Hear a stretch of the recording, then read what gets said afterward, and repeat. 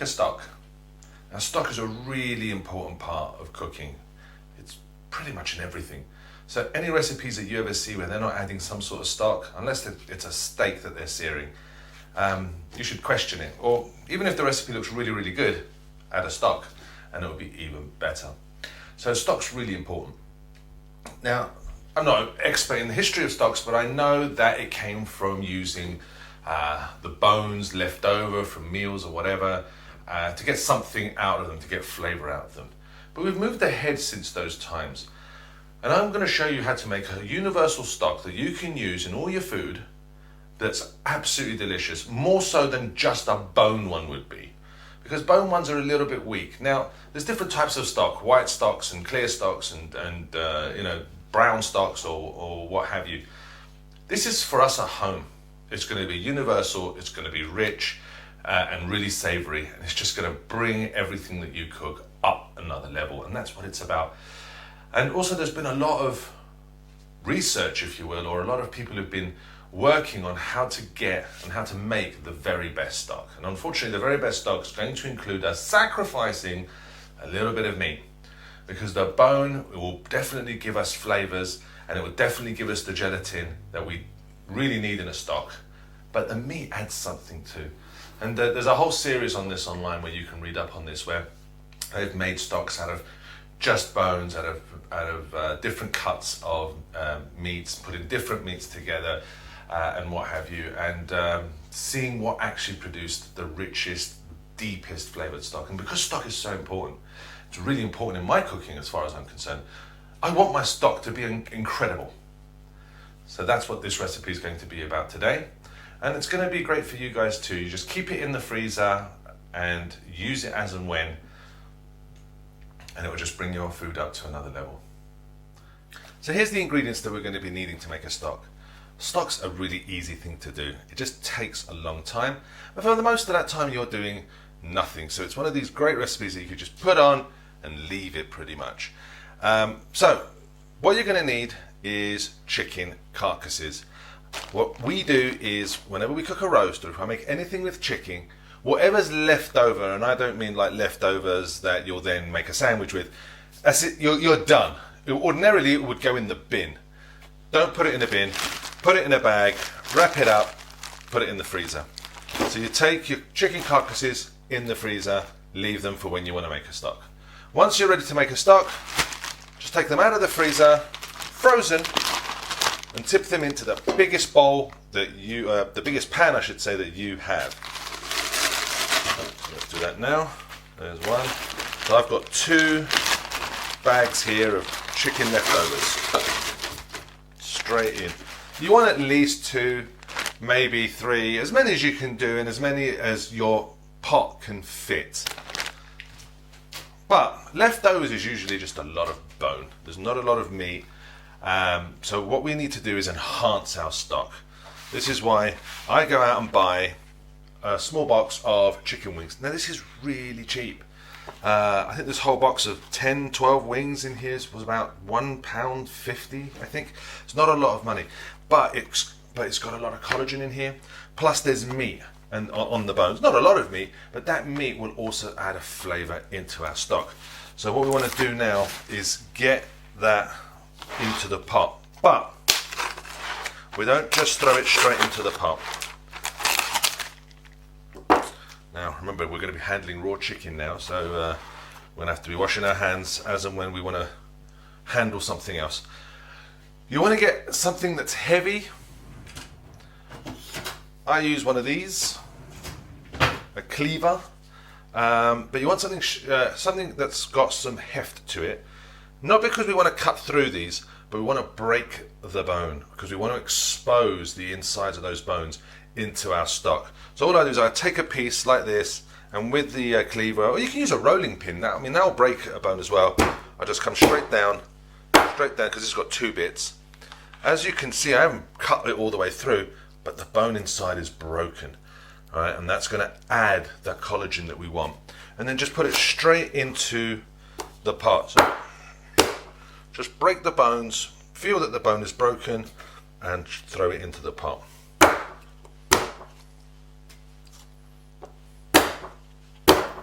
Okay, so once we've got all the chicken into our pot, we want to add our vegetables. Now there are 3 veg that you must use. Right? They are the holy trinity, as many call it. The French say mirepoix, the Italians sofrito, although there's a preparation to all those definitions. But what's the same is onion, carrot, celery. They all combine to create amazing flavor in whatever you're going to cook. So they are a must. Even if you don't like carrots, even if you don't like onions, even if you don't like celery. Me, I hate celery. I'm sure I've said it in other videos. Doesn't matter, because it will add a flavor that is necessary to what we're cooking, always. As long as I don't bite into a piece of celery and taste that pure celery flavor, it wouldn't bother me. So always put it in. So get those ones into the pot. But you can also add any veg that you might have at home that's on its last legs and you're not going to cook with it. In other words, its next, destination is the bin. So I've got 2 leeks here that I haven't used as yet, and I've got no plan to use anything that's going to have leek in the next couple of days. So these are going to go in the bin. No, I'm going to throw them into my stock. So any other vegetables that you might have that aren't particularly strong, you don't want to overtake any flavors of the stock, but any veg that you've got, you can throw it in. I'm also going to be putting in some coriander and some parsley into this. Now, a proper stock recipe would tell you to put this near the end in the last half an hour or so. I've done it where I've put it in before. It might lose some of that flavor for some reason. I'm not a chemist, so I don't know why that happens. It's up to you. Either put it in the last hour, I will do, but if you really want to be, one-stop shop, as it were, just throw it all in. It's okay. Now, I'm going to get on with the chopping. Your celery, your leeks, make sure you always give them a good wash. Of course, the only reason not to use something is allergies. If you're allergic to something, then do not put it in. You may have noticed that I haven't actually said quantities. I didn't say 2 onions and 4 carrots, just because it doesn't matter. Try and get as even in mass, in volume, of the carrot, the onion and the celery, but as much as that you have at home. Don't not use any, or don't just put 1 small onion. If that's all you have, you're going to have to go out and get more onions and whatever. But it's not a matter of whether it's 5 or 6 or 9 or 12. But if you do too many, then you're turning this more into a vegetable stock than a chicken stock. We want the chicken flavour to shine through. So get a rough idea from what I've done here. Scale accordingly with regard to your carcasses that you're using. But it's not that important. If you're talking about whether to use 2 or whether to use 3 onions, it doesn't matter. If it's talking about whether you should use 4 stalks or 8 or 6 stalks of celery, it doesn't matter. Our last major ingredient is 1 small bulb of garlic, and you can cut straight down the middle if you want, just to separate the, just to expose the insides of the garlic, and throw that in there as well. So all that's left is to season and our parsley and our coriander. This I'm going to leave till the last hour or so of the cook. This is going to take about 4 hours. It might take longer, but know that it's that many hours. And we're going to keep an eye on it. We want to get to a point where all these vegetables are starting to, melt away. We're looking for a color, and we're also looking for a reduction. I'll be showing you those steps to get an idea of what this should be looking like, because that's more important. It's not possible, I don't believe, ever in cooking to just say to someone, cook something for 4 hours, and then you at 4 hours, bang on the, on the minute, you stop and say, right, it's done. It doesn't work like that. You need to start to understand what is happening, and that's what I want to show you guys, to get an idea of what it should look like, and give you an idea of how it should feel, etc. So all we're going to do now is cover this with cold water. We want it completely covered. We don't want things sticking out. And get it on the hob on a high heat. We want to get it up to a boil. Don't bother with a salt grinder.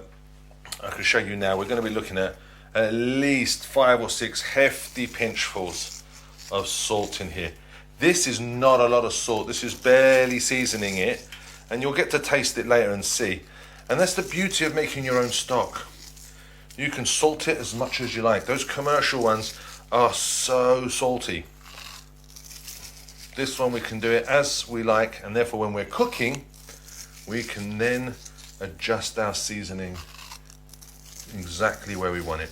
So there you go, that's about 6 large pinches of salt. Now I'm just going to grind up about a tablespoon and a half of ground black pepper. I think we're going to need more than that, but that's what we'll start off with. So I'm just going to top it up with water and get it on the hob. Okay, so the pot is now on the hob, filled with water, and we've got the heat on full. We want to get this up to a boil. Once it's boiling, then we can turn it down. Now a big pot like this is going to take a while to boil up, so keep an eye on it to turn it down. Now the other beauty about using whole peppercorns is that, you know, we can crush them up as much as we like. You don't need to create the cracked black pepper that's really fine. Just smash them a little bit just to expose the insides and get them in there. You can also just put whole peppercorns, as in them being whole, straight in as well. That would also work quite well. So it took about 25 minutes, and as you can see now we have a boil. Now don't take my 25 minutes as meaning anything. I don't know what your pot is made of. I don't know how much liquid you've got in there. Saying 25 minutes doesn't mean anything. However long it takes, once you get to a boil, then you can turn the heat down to about halfway. We want to keep a nice rolling boil. If you notice that this subsides to almost nothing, there's no simmering going on, there's no bubbling going on, then you need to turn your heat back up a little bit. But what we want is a nice rolling kind of simmer for the next 3 hours at least. So we're at the 3.5 hour stage here, and over those 3.5 hours I've always come and given it, you know, just a stir, just trying to break the chicken up so we can really get the flavors out of it. But it's still not ready, so 4 hours that I said for this particular pot wouldn't be enough. For you it may be, I don't know if you're using a smaller quantity, but I'll show you what it will look like when it's finished, and what that will look like is what yours will look like. So we're just going to keep on going here before we get to putting our parsley and our coriander. Okay, we're at the 4 hour mark. As we can see, it's starting to dry up. A lot of the liquid has evaporated, but remember, you're not losing any flavor. The flavor's always in the pot and concentrating. All we're doing is losing water.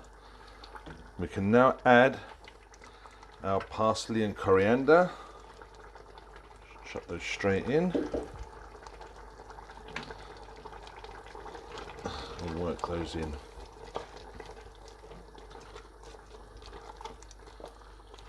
Now if it does get too dry, it's not a problem, because all we've done is lost water, and when it does get too dry, it might be a little difficult to sieve.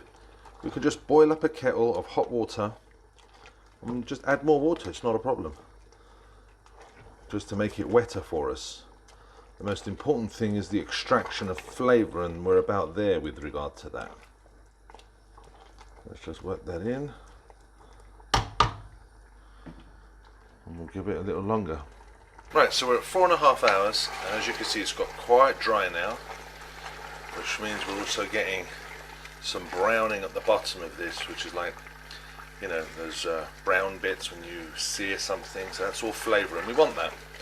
Remember, it doesn't matter how dry it gets, because the flavor won't leave here. All we're losing is water, and we can always add the water back, but the flavor will always be there. Everything we've extracted from, you know, the chicken and the vegetables will all be here, and now that it's dry, all the browning that'll be happening on the bottom, that's all going to be in there as well.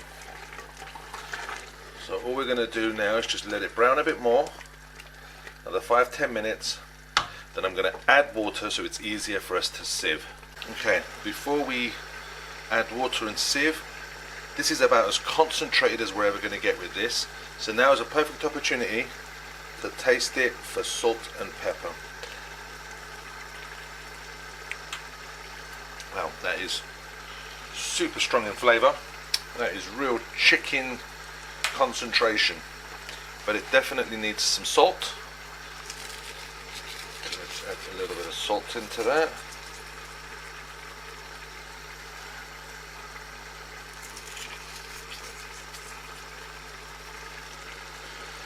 Let's mix that in.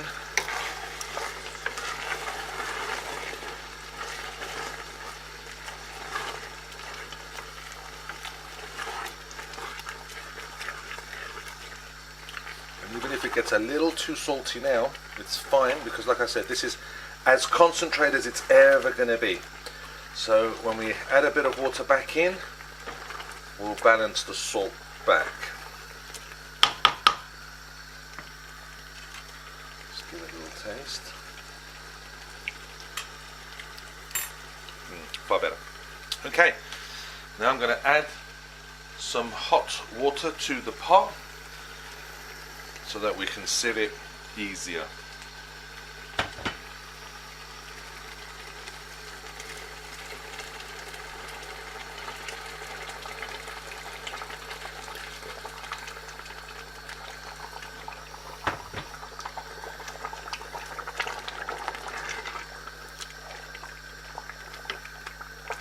Okay, with our pot now off of the heat, we want to separate the juice from the material.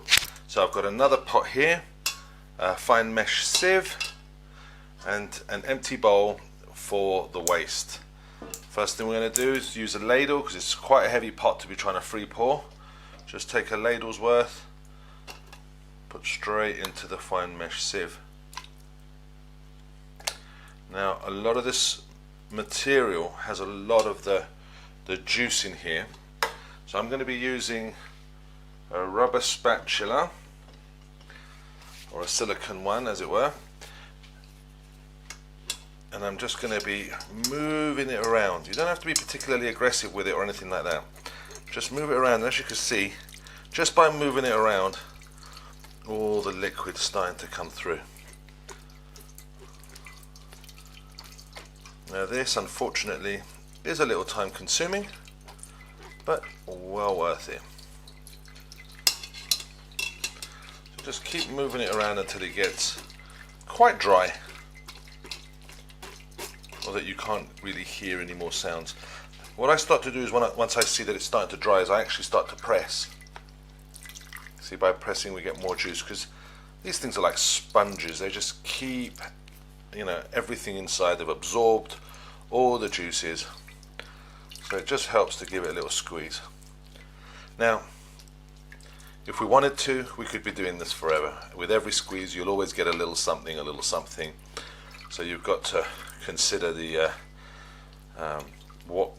whether what we're getting past a particular point is even worth it. So to me that's quite dry now, and even if I squeeze on it, no, still getting juice.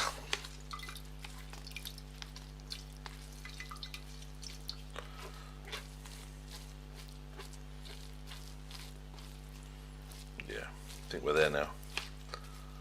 It's quite dry now. I'll just dump out all of that into the pot. And let's get another ladle's worth. Okay, so we've now transferred everything out of this pot into this pot, and then we get this big bowl of waste material. Now I've always been asked, is there something you can do with this? I'm sure there are websites and people who could tell you there is something to do with it. I don't think there is. Try it. Try a little piece next time you're doing this, and you'll see just how rubbery, elastic, and devoid of any flavor. This is just stuff now. It doesn't taste of anything, and it's not nice to chew.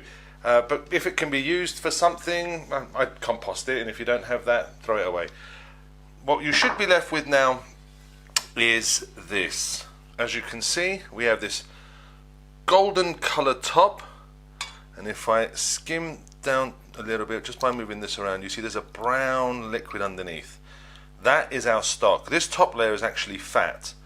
So all I'm going to do now is put this in the fridge or somewhere cold for at least 3 or 4 hours, or better, overnight, and continue with the process tomorrow. There's not much to do now, we're near the end. Basically what's going to happen is that golden colored stuff that I showed you that's on top is going to solidify. It's not going to solidify like lamb fat does, for example, where you could literally peel it off with your hands. It's going to be a very thick, creamy kind of stuff, but it's easily skimmed with a spoon at that point. the stock underneath will turn into a wobbly jelly, and that's what we're looking for. That's the good stuff. So I'm going to put this in a cold place, and I'll show you what to do next. Okay, so after having been in the fridge for a few hours, or if you've left it overnight, what you will get is a pot of jelly. As you can see, it's all wobbly. The stuff on top is the fat. Now, just using the weight of the spoon, don't dig in, just take it to an edge and just let the spoon drag across the top. And you'll just find that it will just naturally sort of skim across the top. Now this stuff is chicken fat. I'm just going to put it into a separate bowl for now and just fill up that bowl and just keep skimming off the top. Initially all we want to do is get the vast majority off. And as we keep scraping off, you start to get to this more clearer brown looking stuff that's underneath. So all this stuff on top, this yellowish stuff on top, this is the fat. And just do the best you can to scrape it off without taking too much, because you're going to dig in every now and again, without taking too much of the actual stock underneath. I think that's about as best as we can do. So as to give you an idea of what the stock should look like now, so we've scraped as much as we can of the fat. I mean, you can keep going if you want, but you know, just leaving a little bit is not a big deal. Now if I dig in and pull it across, you can start to see what that looks like. Yeah, it's a kind of clear, well, it's clearer than the fat was, jelly. All we're going to do now is store this now. How are we going to store it? There's two ways of doing it, or there's two ways I do it. I'm going to put this back onto some heat now, just a very gentle heat. I just want it to turn back into a liquid. We don't want it to get hot in any way. And so the moment it turns into a liquid, I will turn the heat off. And then what you can do is either portion it up into these like ice cube bags and put it into the freezer, and then as and when you need, you can just break off how many cubes you want. Remember, this is not as concentrated as a commercial store-bought cube. You're going to need 8, 9, 10 of these cubes to be anywhere near a commercial cube, maybe even a few more. I do this for when I'm going to cook something just for me. It's just a quick dish or whatever I might be doing, and you know, it's not for a lot of people, and I'll use 3, 4 cubes and I'll get the flavors that I want. If you're cooking family meals though, once I've turned this back into a liquid, I'm just going to fill up pots like this. I'd probably fill up 4, 5, 6 of these, put the lids on, put them into the freezer, and then I've got a whole tub ready to go. And again, this is for when I want to flavor my dishes. If I was making soup, you're going to need a lot more than one of these for soup, because for soup, at least 50%, if not more, of my soup will be the stock. All right. But remember, every stock that you're going to make is going to be slightly different. The concentration is going to be slightly different. So melt some in a pot, taste it. It could be just right for a soup, and you don't have to add any water whatsoever. You're always playing a balancing act. So what I'm going to do now is put this on the hob and just get it back into a liquid state. So we have it on a very gentle heat, just stirring, helping it break up, just to turn all of these solids back into a liquid. This is a very light heat. You can put your finger in here, it's not even warm. Okay, so it's not going to take much to turn it back into a liquid. Okay, as you can see at this point, it's almost completely back into a liquid. There's still a few little pieces that I can see, but that's only going to take another 10, 20, 30 seconds for that to happen. And again, so that you understand, it's a very light heat. I can put my finger in, my finger is in the liquid. It's not even warm, it's cool. So it doesn't take a lot. Now what you can do at this point is taste it. See if you like the flavor, whether you think it's concentrated enough, because you can concentrate, I guess, down to the level of the cube. Put the heat up, get it back to a bit of a boil, and start evaporating more and more of this water out, because the only thing that evaporates is water. Pure water will leave. All the flavor that's in here will be still here, and as you remove more water, that flavor will concentrate. You do run the risk though of going too far, and because the stuff that's in here that creates the flavor, it's something, it's a material, it's, you know, it's not it's made of chemicals and atoms and whatever. And if you remove too much of the water, those things will burn on the bottom of your pan. So that's another balancing act that you have to play. For me, this is ready. This is good enough as it is, because most of my applications I'm going to need water to maybe even thin it out. So I don't see any reason to remove. Okay, so now that we're back into a liquid state, just take your container and fill it up. And then all we have to do, put a lid on it and put it in the freezer. Now what I do is, with a marker pen, I would label on here that it's stock, the date that I made it. That way I always know what it is and how old it's been and how long it's been in the freezer. And that's it. So as always, thank you for watching.